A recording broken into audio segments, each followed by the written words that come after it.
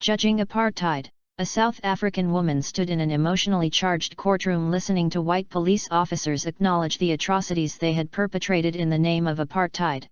Officer Van de Broek acknowledged his responsibility in the death of her son. Along with others, he had shot her 18-year-old son at point-blank range.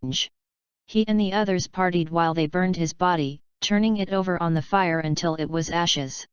8 years later, Van de Broek and others arrived to seize her husband. Hours later, Van de Broek came to fetch the woman. He took her to a woodpile where her husband lay bound. She was forced to watch as they poured gasoline over his body and ignited the flames that consumed his body. The last words her husband said were "Forgive them." Now Van de Broek stood awaiting judgment. South Africa's Truth and Reconciliation Commission asked the woman what she wanted. 3 things, she said. I want Mr. Van de Broek to take me to where they burned my husband's body. I would like to gather up the dust and give him a decent burial.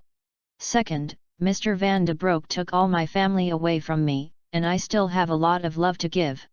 Twice a month, I would like for him to come to the ghetto and spend a day with me so I can be a mother to him.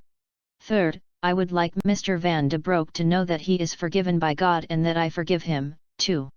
I would like someone to lead me to where he is seated so I can embrace him and he can know my forgiveness is real. As the elderly woman was led across the courtroom, Van de Broek fainted. Someone began singing Amazing Grace. Gradually everyone joined in. Stanley W. Green, Canadian Mennonite, September 4, 2000. I give you a new commandment, love one another.